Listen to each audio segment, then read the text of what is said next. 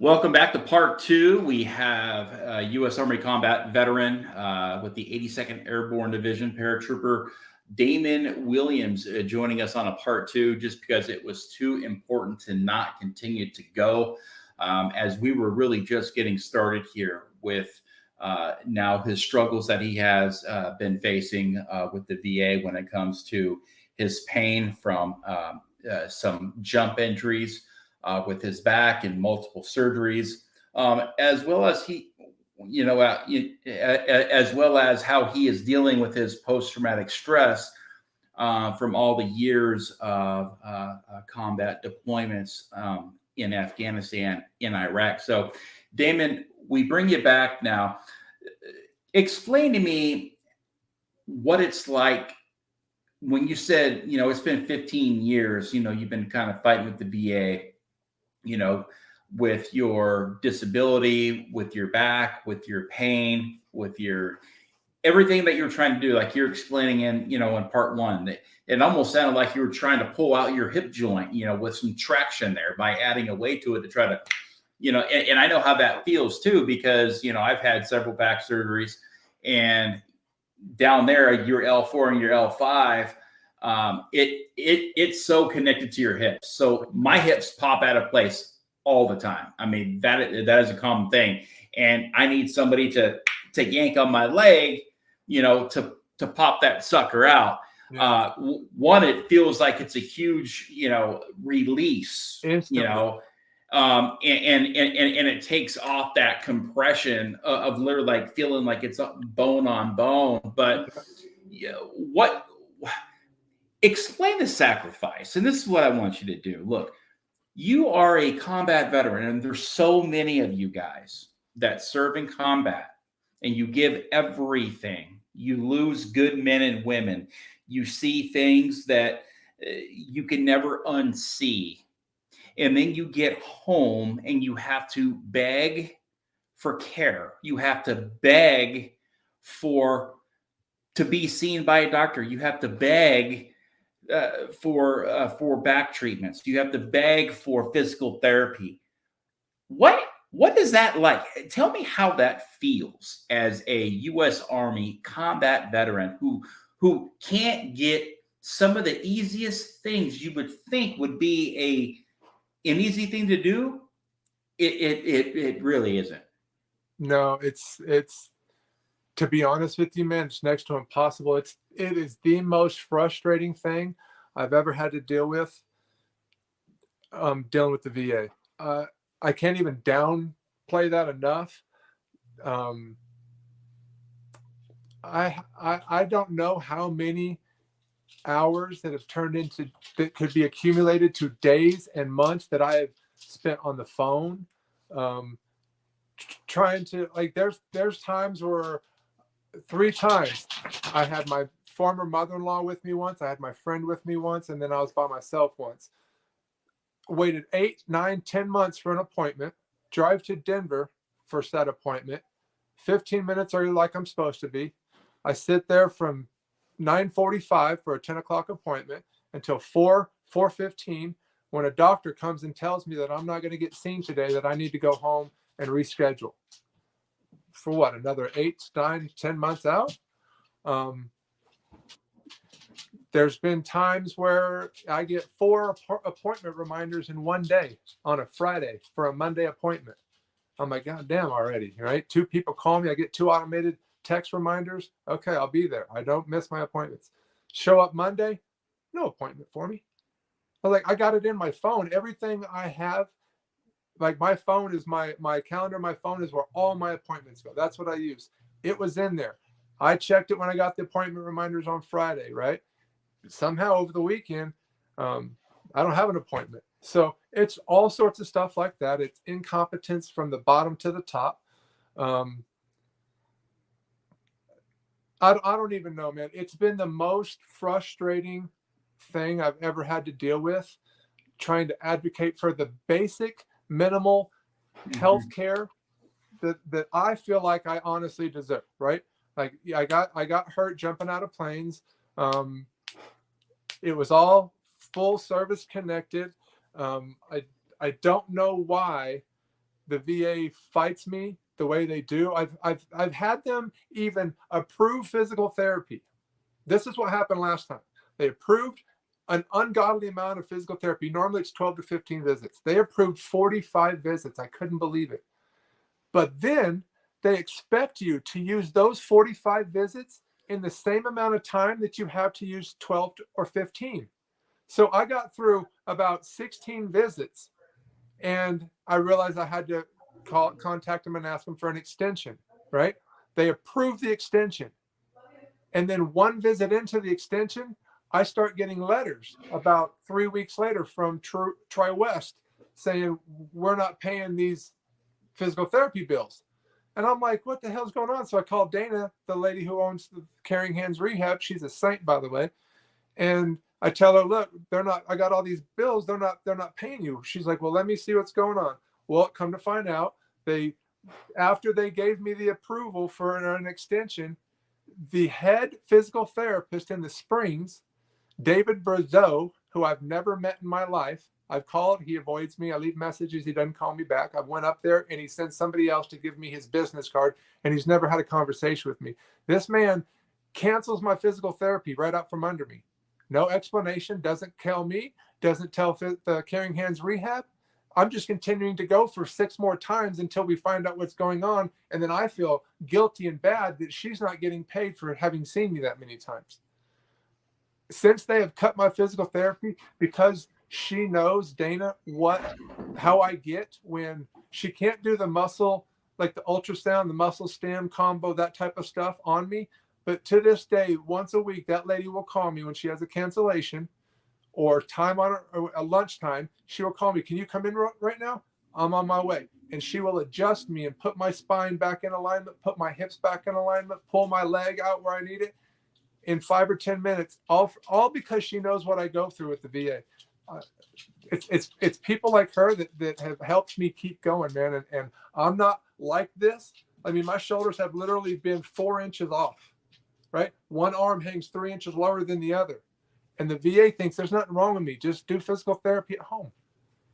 You know, what a lot of people don't understand, unless they've had a spinal injury, is your spine is your life. Literally controls everything. It controls your bladder. It controls your neural all the way down to your toes. No. And when that's out of whack, everything is out of whack. And when you're in pain, everything hurts more, from your depression to your anxiety to your physical pain to your emotional pain. And it changes you. Pain changes people. Now, with all of the bad experiences that you have had at the VA, have you had any good experiences at the VA? Yeah, I mean, there's like good people that work there but like anything that's happened, like not even like dental, right? I had a root canal. Dude, I spent 4 years. I'm not kidding. 4 years for them to put a permanent crown on my tooth. I chewed on one side of my mouth for almost 4 years. You know how hard that is? You know, by the time they got that done, I had so many problems on this side. Like that's, I don't really, Brian, I don't want to come on here and just be a hater, but I would have to do some soul searching to find out what good I could tell you. Okay, I'll tell you what, when I needed my 3rd back surgery, I went to Dr. Sung, who's a civilian doctor. The VA did the first 2. And this is when Obama had passed the Choice Care Act that allowed vets to seek outside medical attention from the VA. That's the whole reason. That is what ended my pain and suffering at the time. I was in a recliner for 10 months. Didn't get out of. That's where I lived, where I slept. My mother-in-law would come home and help me to the bathroom and make me a sandwich and put me back in the chair. My wife would do the same thing when she came home, and that's how I had a blown an annular tear and a lateral tear in the 2/3 of the disc that was left. That's what I was dealing with, and I couldn't walk. I was stuck in a seated position, like a recliner position. So that's why I stayed in the recliner, pillows under my legs, until that Choice Care Act happened. I had all of the list of everything written down, of everything I'd ever tried and done, handed to him that with a notebook and authorization for a $90,000 back surgery. And he's like, holy shit, I've never seen this in 20 years of being a back surgeon. He's like, we'll get you scheduled next week. And that's what it was a L5S1 fusion. They took out that disc and put a synthetic bone cage in. And after I got like 12 visits of physical therapy after that is when the VA started being assholes, thinking, you did your physical therapy, you got your back surgery, you should be good. We shouldn't be doing through this anymore. Like that's how they kind of treated you. Not thinking that I had spent 11 years prior to that back surgery losing muscle mass, muscle atrophy, nerve damage to the point where like I have it today. I mean, I have nerve damage. It's actually, I have this thing across the left part of my shoulder. I've never hurt my left shoulder, but I have a line like 1.5 inches long that if I move wrong, it just shoots like back and forth, real sharp nerve pain. I don't know, but that's the stuff I deal with, man. Yeah, and I totally feel your pain. I lived in a chair for years. I had a pee bucket. I couldn't walk to the bathroom, and then I would have to drip into a I feel pee like bucket. I'm preaching to the choir saying this, to you, bro. So oh no, but you need to hear it. But yeah, I mean, yeah, guys, to live in a chair and for real, like handfuls of pills and a sandwich. I mean, that was my life too. And and there was just at times where I couldn't even watch TV anymore. I just had. You just kind of sit in a chair, and that's when you just kind of start to you kind of die. Tears just coming leaking down the back of your face. That's a part of you dies, and and you're just trying to realize like what in the hell has happened, and how did I find myself in this horrifying place? And I talk to so many veterans like you, and all I hear is the bad about the VA. I don't ever hear anything good, because when they contact me, they're not going to call me to say, hey, guess what? They answered the phone and I got an appointment and everything's great. I don't get those calls. The calls I get they're all bad, and I'm talking bad. Yep. Like you. Yep. And I won't discuss the calls I get, just because I'm very private with everybody that reaches out to me. Right. But I mean, I have 349 unread text 348 unread messages from the last week. I respond to every single message, and then I get 300 emails a month. And the reason why is I have my phone number out there, and I have my email. I have 2 emails, I have 2 websites, and I have my phone number. I'm not a 501c3. I'm not a nonprofit. This is not my job. But people feel that they need to reach out to me as if I'm some Superman that's going to help fix them and get them the help they need, whatever, at the VA. I'm not that guy. But you're a beacon of hope for them, man. Sure. That's what they're thinking. And I respond to every single one of them, and I give them all their time, and I'll email them back. I'll send text messages back. At the same time too, it's like I got 4 kids, I got a wife, I got a lot of doctor's appointments. I got this podcast now, which I think the reason why God put this podcast on my heart is because I could speak to a lot of different veterans at the same time. I could do certain topics. I could do certain shows to where I can get all the veterans at one time to tune in and to get all this information, rather than me shooting off 348 different text messages. But I do respond to everybody. I do.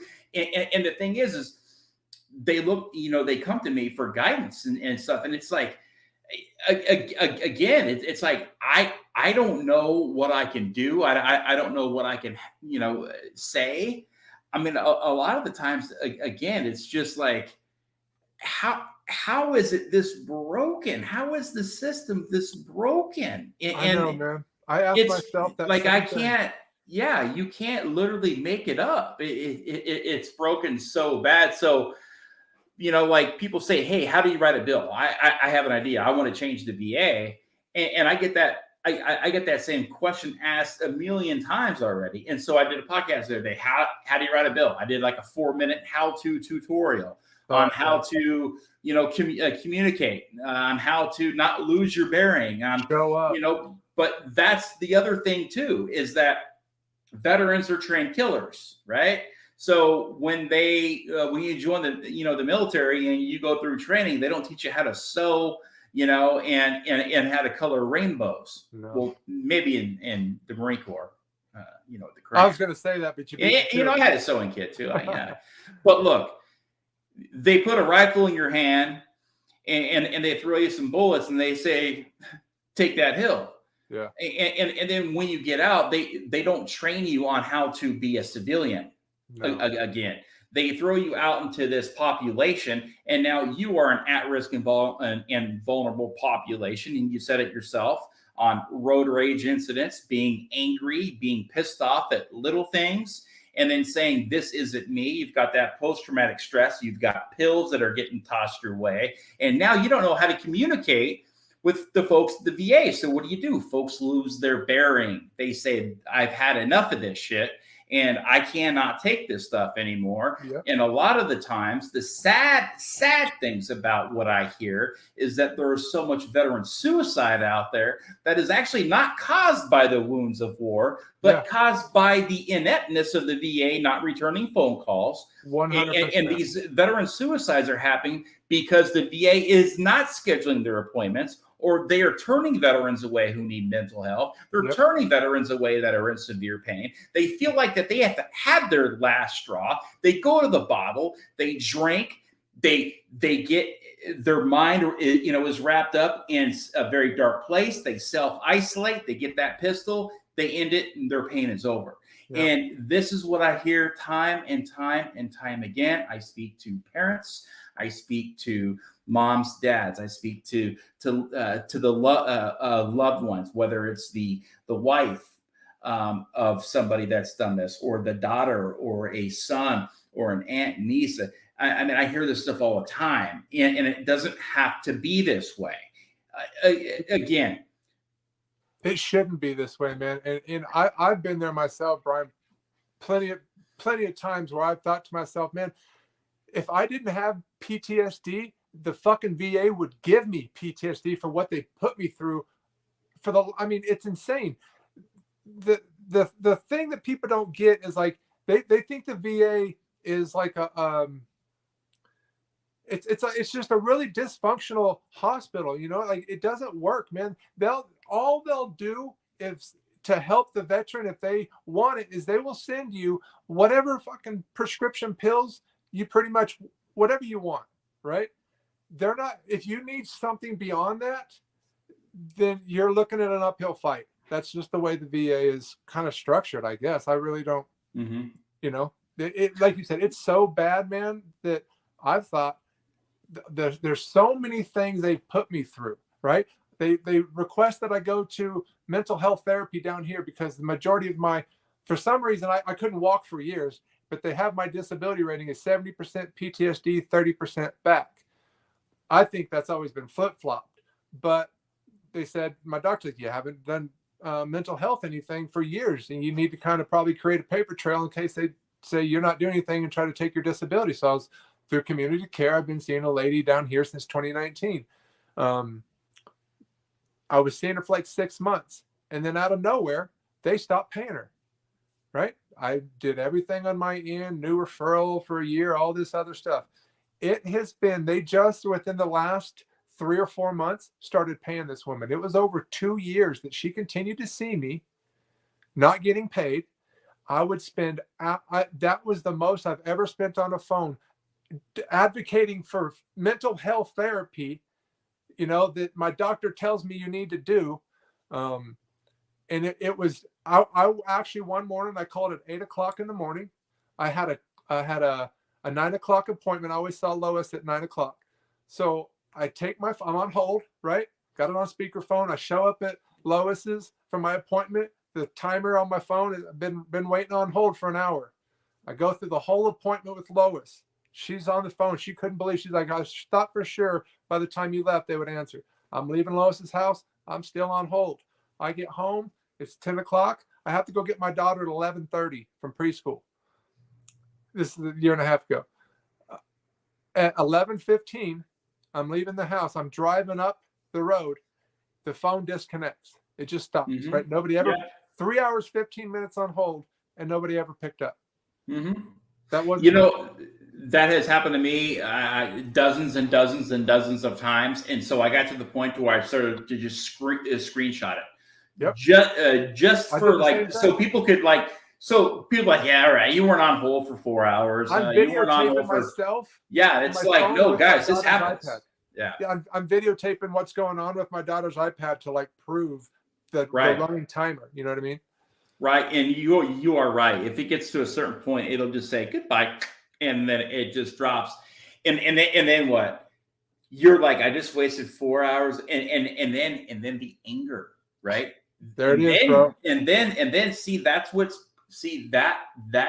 pulls the anger out. And then you're expected to do that shit the very next day because you didn't get anywhere. You got to get the shit done. I feel obligated that I have to do this because this woman is seeing me still and not getting paid. I feel guilty. I feel bad.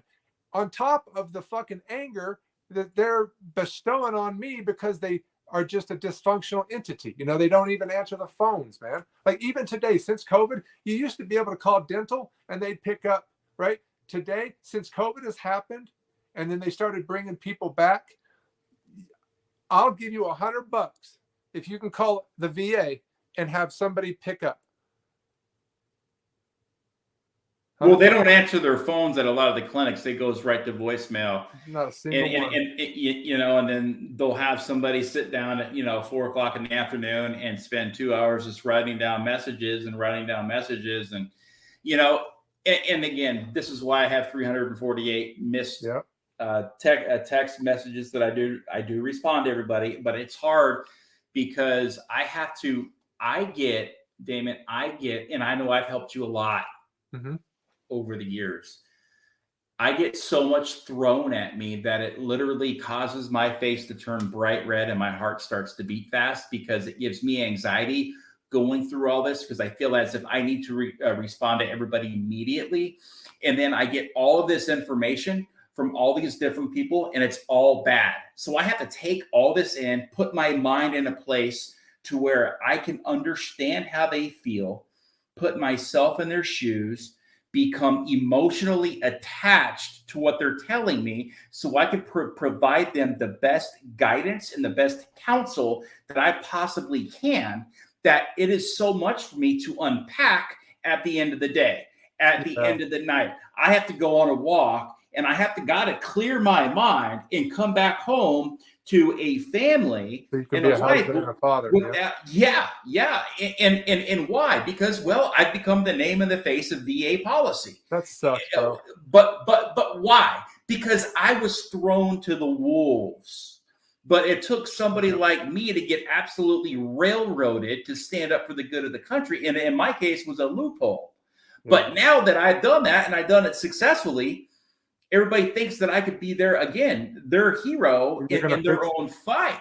Listen, man, I'm not. There's only one in me, and it's like I want to help everybody. And again, I don't have. I mean, there's no company here. There's no business. There's no nonprofit. When I help everybody, I mean, dude, I got stacks of emails. Look, these are my stacks of emails that I print out. Wow, dude, and I have a book over here.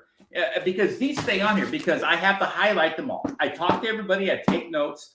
I've got my highlighter. I've got my red pen. I've got my, I got my Sharpie, and I've got lists of resources and where to send people and this and that. Because again, they are coming at me with everything. I mean, I could have 40 people here working for me just answering phones. Yeah. And it's not always the veteran that's calling me. It's like the kids. Like it'll be like, hey, I'm the daughter of so and so, and my dad's not doing well. I heard about your story. How can you help or whatever like that? And it's like, again, you get emotionally attached, and you do like I just got so mentally attached to a Vietnam veteran who had 3 Purple Hearts and a gallantry cross in the Vietnam War 52 years ago. And he was at 30% VA. I got him to 100%. I wrote an op-ed. I took everything he had. I helped him write letters. I helped him get on benefits. Wow. I literally walked him through this process. But again, these daunting processes are just that. They're processes. You got to set up for the long haul. I mean, this is a 6-month, 8-month, 1-year process. Yep. And then if it gets denied, then you're in line for 2 years, 3 years before it goes before a judge. 3 for me. Yeah, 3 years for you. So again, what is causing veteran suicide? Folks, if you start to connect the dots here, it's not hard to fully understand a lot of the root causes of the problems here. And things have got to change. These bureaucracies are destroying our country. This bureaucratic system is destroying the life and the livelihoods of veterans and their families, because it's not just the veterans that suffer. It's the whole family that suffers, because 100%. if you're in a bad place, your daughter's like, oh man, I wish I had my dad today, but my dad's depressed. That's the one thing that's the biggest thing for me with my PTSD today is my biggest struggle is because of PTSD, I don't feel like I'm the dad when my daughter's with me. I don't feel like I'm the dad I should be some of the times. I mean, it's not all the time, but there's a lot of the time where I feel like I should be more patient. I should be more understanding. I should, and it's like, I'm talking like saying that, but it's like, I am an understanding person. I especially with my daughter, but there's times where, man, it's like, I can't tell you why I'm having the bad day. It's nothing she's done. It's nothing anybody's done to me. It's hard to explain feeling like that, and then trying to be a good dad, a positive dad, one who, it's like my back hurts, right? And then I'm feeling that way, and it's like, God, I don't want to do anything, but I'm like, this is my daughter. She's 6 years old right now. I'm going to get up and I'm going to play Connect 4 with her or whatever it is that, I'm going to do arts and crafts with her because she's my only kid, man, and I want to be the best for her that I possibly can be. And there's times where that PTSD makes me feel like I'm less of a father. And that to me is the biggest struggle. Yeah. And what makes me feel as if I'm less of a man is the amount of prescription drugs that I have to take every day. I'm sitting here right now. I'm in pain. My hips are gone. My lower back is gone. My back, it just makes noises, and it like goes in and out. My neck is jacked. I just had a surgery on my neck, and it didn't work. The pain is still there. Everything is still there. The bladder's gone. It's like, but the pain never goes away. And then, the anxiety too. And then it's like, I don't have a reason to feel anxious, but it's not what I'm feeling. It's like, you have, these chemical imbalances, you've got these traumatic situations, you've got all of this stuff that just kind of compiles. And you've got years of living in a world where everything was just bad, and you were just waiting for the next bad thing to happen. And when you live a life like that for so long, it's hard for your body to get back on some sort of normalcy. And the way I do that is to try to motivate myself through these quotes I put out online. I don't put those out I put those out for me a lot of the times. I know that's a very selfish thing to say, but I try to help others as much as I can. But when I put those quotes out there, I need to see that. Yep. I need to see, because if I'm thinking it, that's what I'm feeling, and nobody will put more pressure on me than me. Nobody. I'm my biggest critic, and I'm my biggest enemy when it comes to me pushing myself and my body to limits that will put me on my knees sometimes when I'm out on walks. I walked in the rain yesterday.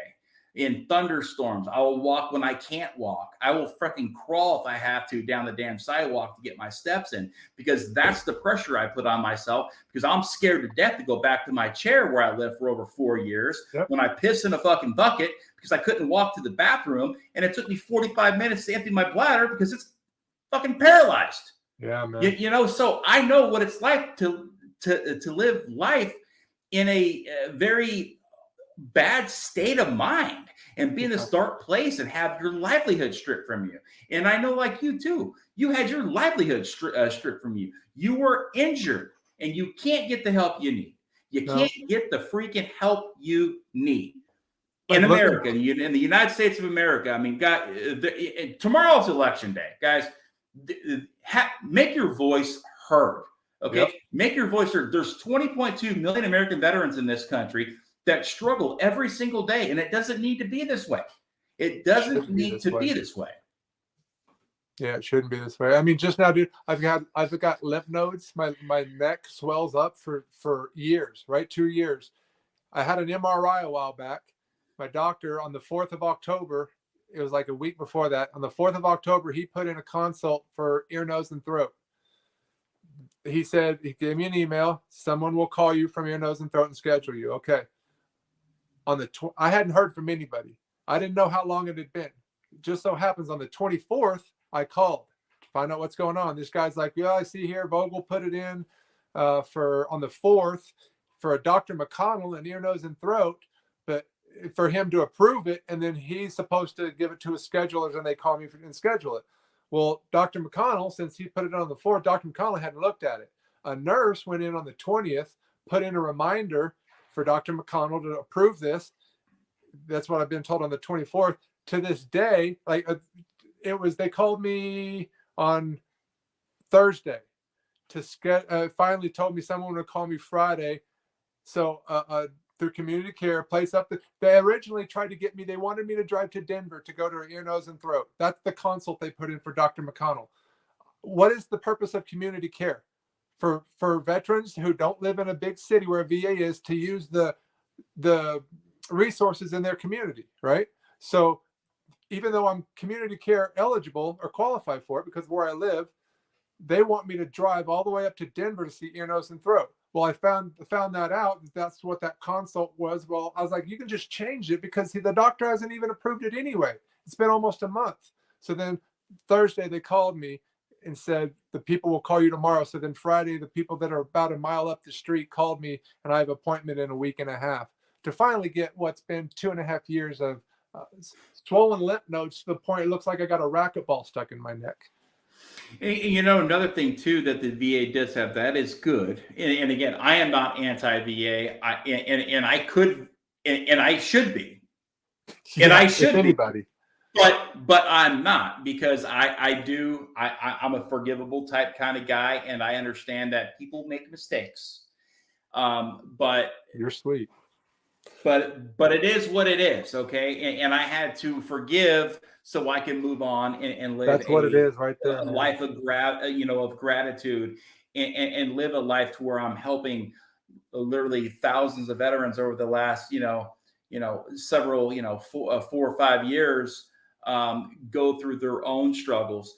But Brian, unless you want to go somewhere specific, I just want to tell you, like, because what you said a while ago about all the prescriptions you still take and everything, I just wanted to tell you, like, for you personally, what helped me, and for everybody else that watches this, when I was doing physical therapy years ago, I met this kid who was in a wheelchair. His name's Chase. His dad was there with him, Ken. And we just so happened to be at the same appointment every week, at the same time slot. So we were just getting to know each other and hanging out. And then I didn't see him for 2 years. My PT ended. I stopped going. I didn't see him or talk to him for like 2 years. And then I ran into his dad at Walmart, I think. And it was like, he's like, oh, hey, how you doing? And I was like, how's Chase? And he's like, oh, he's walking. The kid was paralyzed for a year. I was like, how the hell is he walking? What happened? Ken was a bail bondsman and a bounty hunter, and he quit his job to research hemp and cannabis. So he started a company called Chase's Choice after his son. It was Chase's choice not to take pharmaceuticals, because what happened is they gave Chase, I think it was Concerta. They misdiagnosed him with ADHD, gave him Concerta for something, and it wound up paralyzing him and giving him seizures. So to deal with these seizures, Ken started researching what would help, he thought would help his son. They wound up, he's doing all this stuff out of his kitchen, right? Doing it for his son. And he gets his son to where he's walking.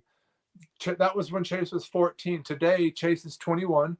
He just got a job. He's doing firearms training this week for the Department of Corrections. He's about to be a corrections officer. He's a racer. He's been an ice racing champion, all doing this with consuming THC and cannabis, CBD. So they started this company. I can't begin to tell you, Brian, I don't take any pharmaceuticals whatsoever now. All I take are tinctures, and I smoke, personally, I smoke flower. I have my medical marijuana card, but Ken, what he gives me is he gives me tinctures that are, it's like CBD, CBDA, CBG, CBGA, CBN, all these different cannabinoids are what really has helped me sleep, migraine headaches, muscle spasms, all these different things I don't deal with anymore. I used to sleep 4 hours a night. I'd go to bed at midnight dreading, or 1 o'clock dreading going to bed because of how I was going to feel. I'd lay there in pain. I'd lay there for 4.5 hours is the most I'd get. And I would wake up in more pain than when I went to bed. Right. And I was trying to be a father, a husband. That's when I was married. It was hard to be positive. It was hard to have a good day. It was hard to fucking take the trash out without cussing out the squirrel running in front of you up the tree. Like, it was just, I was angry and I felt horrible. I couldn't sleep. Ken, I made a post one day after I'd seen him in Walmart, and I made a post something about, I fucking hate back pain, right? And he's like, you should stop by my house. And I was like, well, I'm going to physical therapy. I'll come by, give me the address. So I went over, he gave me a few things to try. They didn't work at first. A week later, he gave me some more things. I tried a tincture, right? It was the RSO, Rick Simpson oil is what it's called. I took that at like 11:30. I woke up at 8 o'clock. And it was a little bit of confusion. I looked at the clock. I'm like, what the hell? My wife was already gone from work. I didn't hear her get up. Before I sat up on the side of my bed, I was crying, man, because I felt refreshed, good. The fact that I had slept did so much for me in that moment. I was like, oh my God, right? And that's what changed it for me. He continues to give me stuff. He gives me tinctures and all sorts of different things. This man, he makes lotions. He makes salves. He makes tinctures made out of MCT coconut oil. There's some that are THC free. Some people don't want to take. But what we have found after the years of him doing this, the combination of a little bit of THC with these other CBG. CBG is like the mother of all cannabinoids, right? And it's an enhancer. When you mix it with CBN and CBGA and CBDA and which is the acidic property of the cannabinoid, dude, I'm telling you, the most amazing things happen. I know a woman. Ken told me a story of a woman who helped her stage 4 breast cancer. I was shocked hearing this story. 2 months later, this woman and her husband actually come into the shop. And I was like, that's the lady? And she proceeds to tell me the story about how she had stage 4 breast cancer in her left breast. It was actually impaled in her chest. It looked like an any belly button, right? She started taking high-end CBD and CBDA, and there was because she worked for the city and her husband was a sheriff's deputy, they couldn't take anything with THC in it. So it was just CBD and the other cannabinoids. This woman went from stage 4 to stage 1, right? The doctor could not believe it. He said, keep doing what you're doing. She finally went into remission, and then they were going to do a mastectomy, rebuild her breast. But she developed back on like her push-up muscle back here, back on your rib cage. She developed like a sac, like a fluid sac, and it concerned her. She's like, what is this? And he said, we're going to check it out when you come in. We'll biopsy it, take it out. We're going to do the mastectomy. He comes in, and she's like, anxious. What is it? What's going on? And he couldn't even get it out. He's like, I don't even know how to tell you this. She's like, what is it? And he goes, it looks like it's under the microscope. It's cancer cells encased in CBD oil. And she's like, what? It's like the body just dispelled it to that area to get rid of it. So they removed it. To this day, that woman, she's enjoying her teenage son. She's living the full life. She has no cancer. There's another gentleman who had prostate cancer. Took the same stuff. He went to pee one morning, had a bellyache, and got up to pee. And he said he was peeing sludge. It was scary. He caught some in a cup, took it to his doctor. They biopsied it. You know what it was? Cancer cells encased in CBD oil. The closest spot the body had went to dispel it was, his urinary tract. Put it in the urinary tract, and he actually urinated that out of his system. He's a correction officer. He is cancer free. Those are the only two incidents that I know of cancer helping. It helps with eczema. It helps with all sorts of issues people have. It helps people get off opioids. 25 years this guy has been taking opioids, oxycodone. He came and saw Ken after he retired from DOC. He was stressing. He didn't know what to do with himself. Him and his relationship with his wife was horrible. Put him on CBN, which is because he was a different story. So Ken likes to give people samples, see if it works for you. If it doesn't, he'll try something that does. So that's what worked with this guy, Jim. The regular stuff that would work for me or Ken or anybody else didn't work for him. Ken figured out that CBN, which is the cannabinoid that really puts the sleepiness on you, that's all he takes. So he gets CBN from the lab. They extract that. He has it in a powder. He takes that powder form and puts it into MCT coconut oil, makes a tincture. The guy puts a little bit under his tongue every night. His relationship, he's sleeping, he's happy, he's enjoying his retirement. His wife and his relationship is so good now. She's actually taking the same stuff because it's helped her. She had anxiety issues and stuff. So there's just so many things. If you're willing, I don't know how you feel. Oh, absolutely. Yeah. If you're willing, man, I will send you some stuff to see if it helps you, if you're willing to take it. I think absolutely. I think that it's not going to fix any of your problems because you deal with some heavy shit, but I think it will, honestly, I think it will help you get off the prescription drugs. I really do. Maybe not all of them and not right away, but I know I've seen so many people do it, Brian, with this stuff. Yeah. See, like in my case, there's so many, and it's for so many different things. And it's like, I wish that I could sit down with a guy like, your friend, Chasen's dad, and like put a plan together with like a doctor too, like, okay, so if we're going to do this, we need to start you on this CBD and CBDA.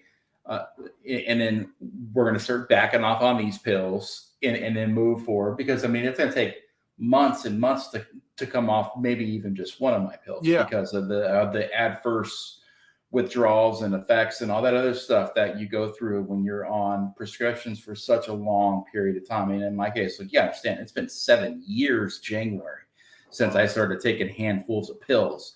And I could see my face as we get deeper in this interview keeps turning brighter red, and I'm sweating because you need to go lay down. Well, no, because I'm talking about it and it's giving me anxiety. It's giving me anxiety. It's making my pain hurt. It's because it's just not fun. Yeah, it's just not fun. And it's changed my life forever. It's changed my life forever. But I wanted to touch on one thing too before we end this is Veterans Choice Enrollment is something that you also need to look into, because if you go to the VA and they cannot see you for 30 days or more, you can ask to be choiced out. And so say you need a back appointment and they're like, well, we can't see you until February. And you're like, all right, well, choice me out. Well, they have to choice you out, because if they can't see within those 30 days, they will choice you out. So the way it works is like this: you get choiced out, and then there's a list of say 7 doctors, and they'll call one of those 7 doctors who live within a certain mile radius of you, and then that outside provider, if you will call you, and you can go be seen a lot sooner than waiting until February. Even though it still may take 30 days or more, it's not going to be February. And that's what ultimately ended up saving my life, was the Veterans Choice Enrollment, when they couldn't do my surgery until December, and it was February. And so I ended up having it done on April 30th. So I still had to wait a couple months for my surgery, but again, they didn't know what was in my spine until they opened me up. So, but needless to say, it did save my life, because if I would have waited all the way till December, I would have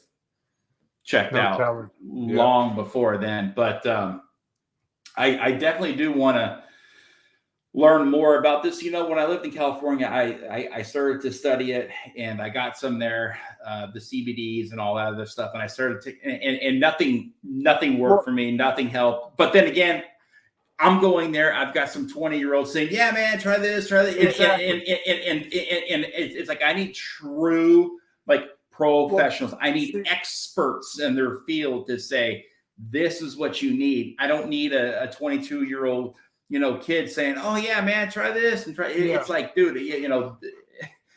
that whole stoner, that whole stoner aspect. Like, yeah, man, let's try it. It's like, dude, look, I want to feel better. And it's right. I'm there for pain. I'm there for anxiety. I'm there for depression.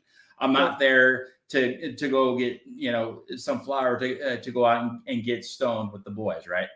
Right. So this is what happens with everybody I talk to about this, is they're like, well, I appreciate it, this and that, but I've tried this before and I've tried that before. And I already know that the CBD that you probably tried was, it's what they do is they strip it down. These labs, man, they actually make $1 million labs to strip all the cannabinoids out of the plant, so you get just CBD.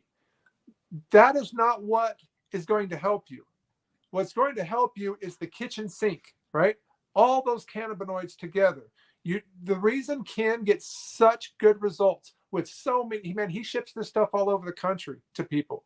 He was shipping it to when Trump was president, one of his vice chairmen of the Joint Chiefs, his wife had lupus. He sent it to a military installation for her, right? All sorts of people across the country he's helped with this, because the thing that Ken does, all those cannabinoids are the key, right? They work together in unison to help you. When people strip out that stuff, you're stripping away everything that you're trying to do. Ken uses whole plant, right? So he uses the whole plant. There's different plant. The way it's grown, you can be high, right? They do the lab testing. This crop could be really high in CBG. This one could be really high in CBD. So that's the crop we're going to use to make these tinctures, right? The really high-end, potent CBD. And when you strip all that stuff away, you're just you're taking away all the positive things that it does for you. Mm-hmm. That's the truth about it. So that's why Ken, like my ex-wife, her boyfriend, his mother has some really sensitive, like, nerve damage issue in her arm here, in her forearm. She's been taking this CBD stuff, and she's like, it just really doesn't work. I'm like, listen, will you let me give you some stuff so you can give it to her and see? Well, she texted me 2 nights ago. She's like, oh my God, the grapefruit turmeric and the massage oil, she uses them together. She said it's like night and day difference. Nothing's ever helped her like this. I'm like, sweet, So Ken gave her like 4 different things to try. Maybe, I don't know about the other ones, but she said that's the combo that she found worked really good for her. So, man, this guy's a saint. I want to put you in touch with him. I'll send you a business card and some stuff. He's been following your Tuesday with Tally page, so he'll probably see this stuff. But I want him to touch base with you, man, because he really he's like you, Brian. He's got a passion to help people, man, and especially people that are like, deal with the amount of things that you're dealing with. I think he would be inclined to really want to help you. Man, that's awesome, man. I'd be honored to be a guinea pig. That's my word. Yeah, that's what I am. I'm an R&D guinea pig. Yeah. I would be honored, man. But man, we could sit here and talk for hours and hours, and well, we pretty much have. Yeah. And I know this really hasn't really felt like a normal podcast that I would do. It almost feels as if we were just having catching up, just a back on the block conversation. And I think that's what we're shooting for. When we started this, and I know there's still so much that you didn't talk about and explain, and that's great too, and we can always have you on, another time. But, I know that there's a lot of baggage there, for you that, you gotta, drop your ruck and, kind of move on in life in a positive direction. And I'm glad that the CBD and the flower and all that stuff that you're on right now has helped improve your life and your quality of life, because you deserve to live in a life that's not pain-free, because we'll never be pain-free, but less pain. But sometimes life is wild, man. It truly is. Like, like all these people now, like I was saying, it's like, I wish I could literally help everybody. But again, I think you had just nailed it, that I guess I'm their source of hope. I guess I'm a source of faith. I guess I'm a source of. That's what I was going to tell you earlier. I didn't say it, but like, that's how I felt about you when I was seeing all the stuff you're doing. Like, I struggled so much that I thought, shit, Brian will fix my problems. He'll help me out. Not thinking that, realizing that when I'm one of 1,000 or 500 people doing that to you, man, that it's not fair to you, and that sucks. And I'm sorry, but that all that is put on you, because that's a lot of weight to carry. I think that's why I do suffer severe anxiety, and I think I put a lot of that on myself, because I feel like I need to help everybody. Like I said, I get these coming in all the time, and if I don't respond to somebody within 3 days, they automatically, well, he doesn't care. And to have something like that, it's not fair to me, because I mean, like I said, I've helped so many veterans and their families get through some of their most challenging times, and people are so caught up in their own pain in that moment that I promise you that they're not. I wasn't thinking about, well, he's probably helping all these other people too, and I wasn't thinking that stuff. So knowing that that's how you feel and you deal with that you have to go walk that stuff off, man, I feel bad. But with that said, man, thank you for doing what you're doing for me and all those other stack of emails that are on your desk that have been there before and that are going to come next month and the month after and all that. Well, those are the ones that are done. Thank God. I've got all those. Yeah, that's the pile that they get put in, and I keep them on the desk, because a lot of the times it's repetitive. So one guy may ask the same question, so I'll make a copy of it, and then I'll write some notes. And so I've got my way of getting back to people really fast. I have like 15 pre-written messages. You got to, apparently. And it's about being sincere. It's about being genuine. It's about saying, hey, look, I've been in your shoes. And if it has to do with legal, I refer them on to an attorney. Yeah. If it has to do with, pain they're going through, I could say, hey, I'm going through the same pain as you, and this is what I do.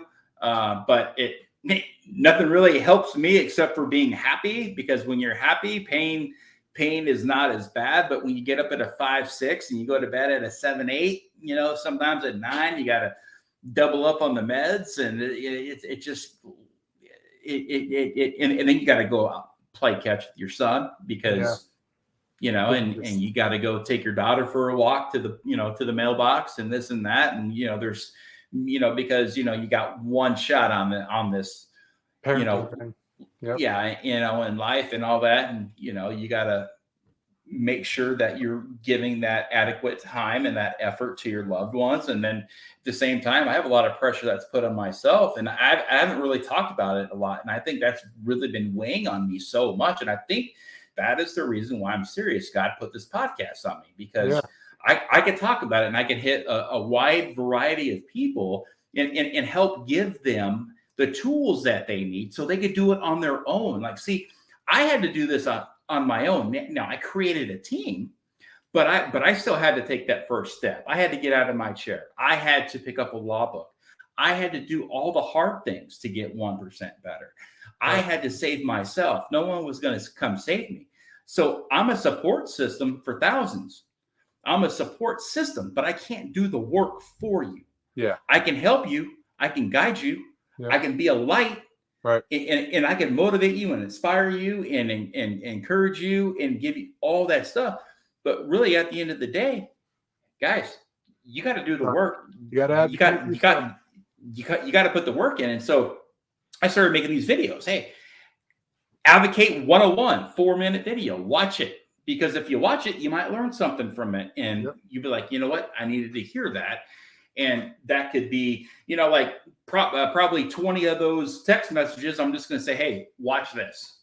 Just watch this. And then if you have any questions, send me a message back or, you know, or call me. Yeah. So, but man, listen, this has been a great show. And again, it's it's not like the average show. So you are different. And I don't think I've gone a full 2 hours with anybody. So, you know, but I know you've been through a lot of stuff that people don't know about, and you know, you carry a lot of baggage, and you know, you are an honorable man. So I do appreciate the friendship and you joining us today.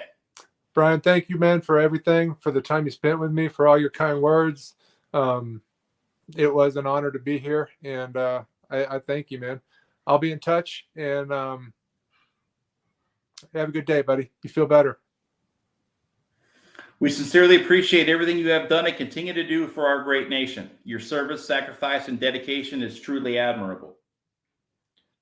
Happy Veterans Day. Thank you, Brian. You too, bro. Until next time, for Tuesdays with Tally, this is Brian Tally. Good night, Semper Fi, and God bless.